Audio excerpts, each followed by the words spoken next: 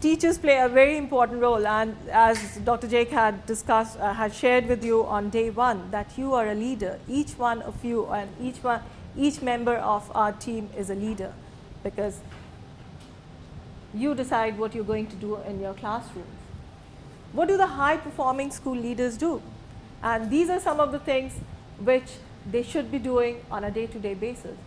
They have a vision, they have a purpose, and they set high expectations. Create a culture of high expectations.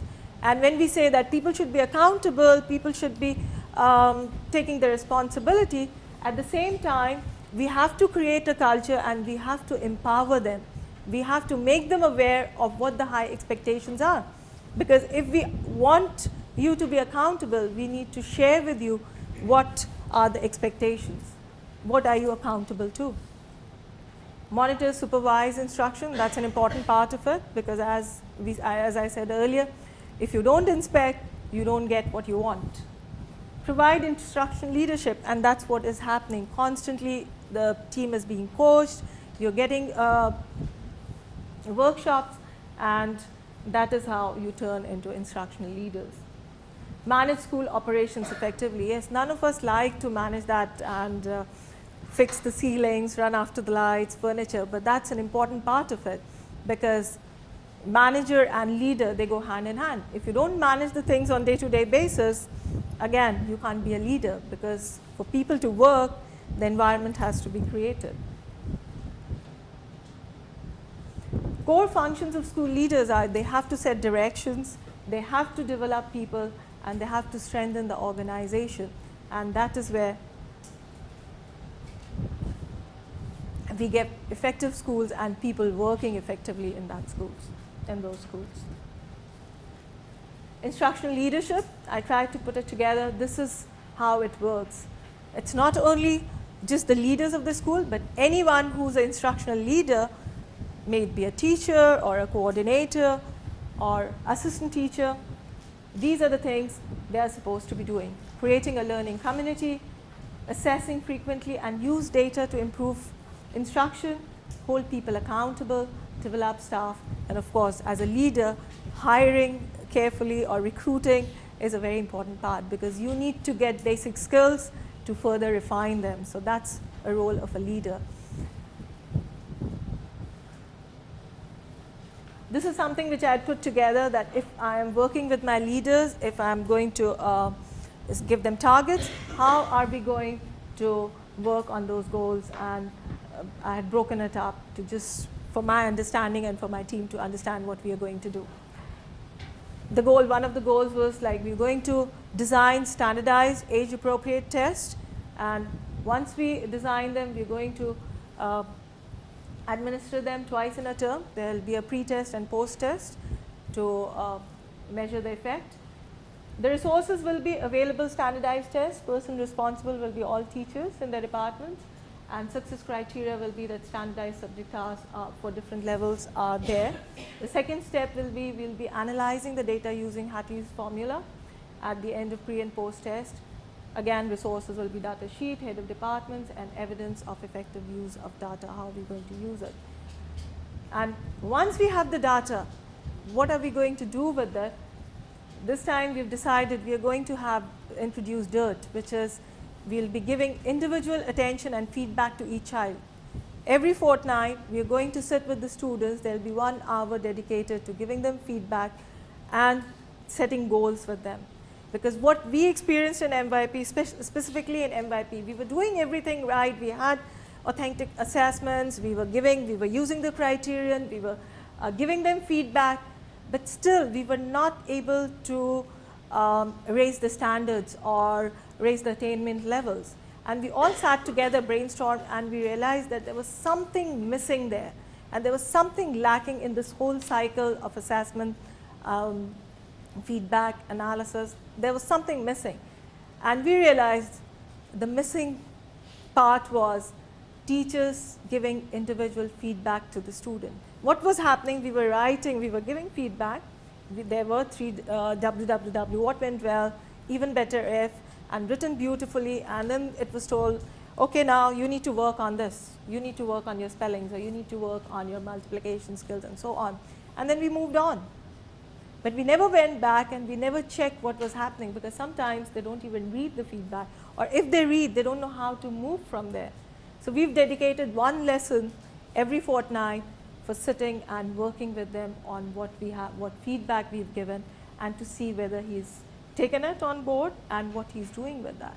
Because that's very important. Giving feedback is fine, but how to monitor it? Have you gone back and checked whether they have worked on those weaknesses, or we just moving forward? So this is one of the strategies we're going to work on in MYP. This is what is going to be the Daral Marefa cycle of improvement.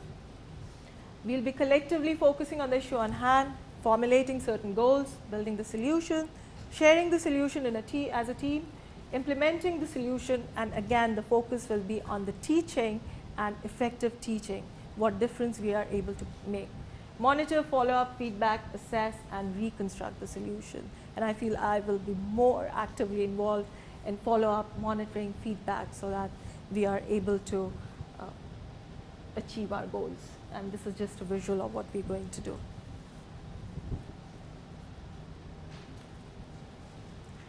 This is turning vision into action. These are some of the questions when I'm working with my team.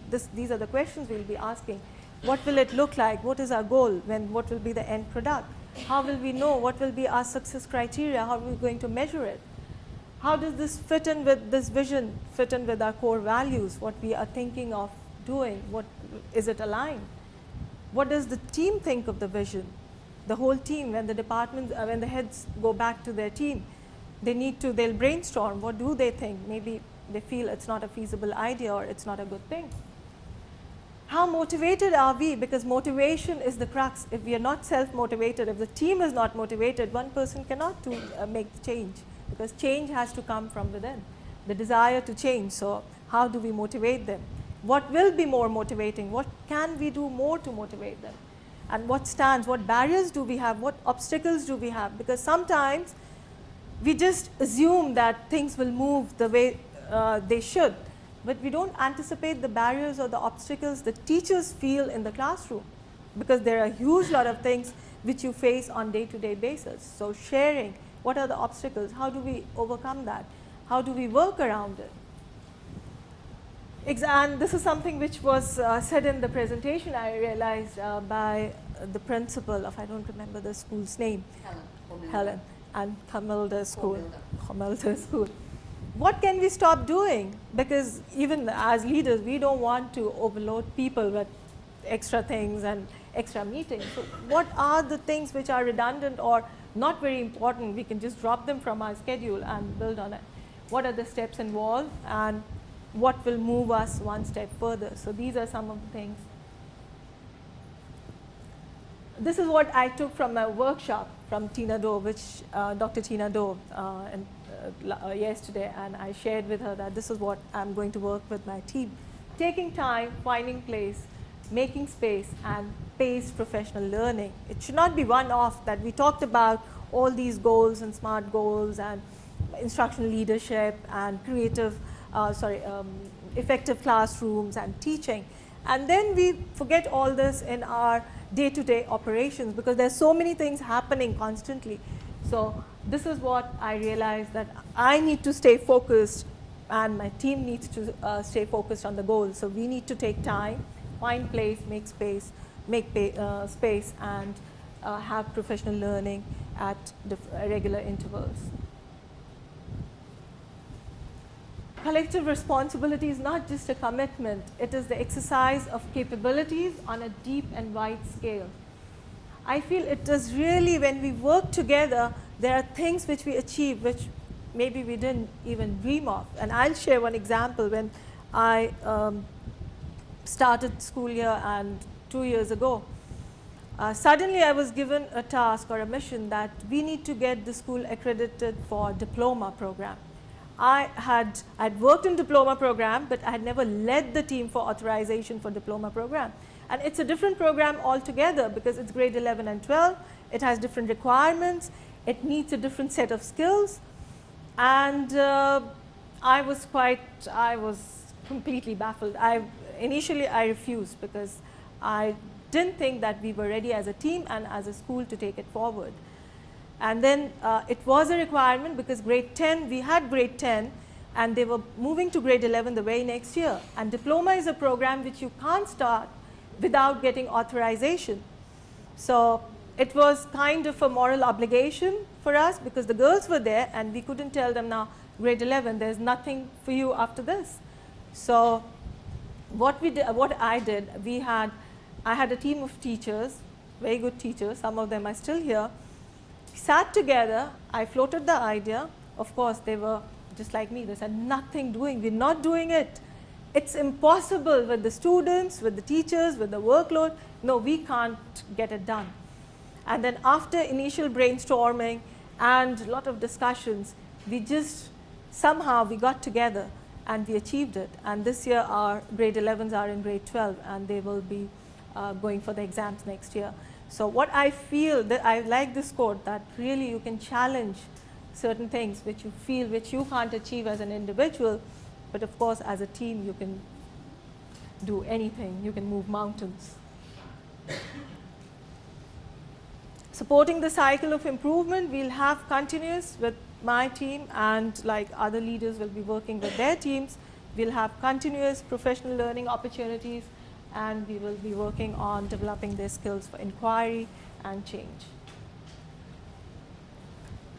The final piece of the puzzle, what I felt which we need to work on, is the performance management system, because we have an appraisal system, but we don't have a systematic, like there's nothing which was leading to that appraisal system.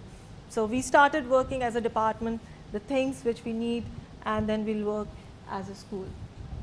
Because we need to constantly, we can't, like, appraisal should always be built in with coaching and mentoring and then leading up to appraisal. So these are some of the things which we are working on. Planning work and setting expectations. From next week, we'll start working on that. Continually monitoring performance. So we'll have class observations which will lead to the appraisal form. There is observation system, forms, and we will be collecting data, and based on that data, we'll be helping the teachers to develop the capacity to perform, how to improve their performance. And once we do that, we'll be talking about reciprocal accountability. We invest in you and you give it back to us. So it is with a moral purpose that school is investing or the organization is investing in you, and then in return you are expected to invest in the school and give time to school. And the end will be rewarding good performance, because always there has to be some kind of reward. When you perform well, you are rewarded for it and you move forward. And that will be in different ways. It can be qualitative, quantitative, but there has to be definitely a reward. And again, everything, like we constantly talk about the IB framework, everything is centered around the students. So whenever we are talking about instructional leadership, we need to be focused on the students, what they are going to learn and how it's going to affect them. Collaborate on how to teach it, assess frequently, use data, and hold people accountable to targets. So this is what instructional leadership is all about. Student-centric and being focused constantly on how they perform. And this is, once we are all instructional leaders, this is the end result of creating a culture of high expectations, and it is a positive environment where we respect each other as a person, as a teacher, as a parent. We are committed, caring, and we have a positive learning environment, not only for students, but also for adults.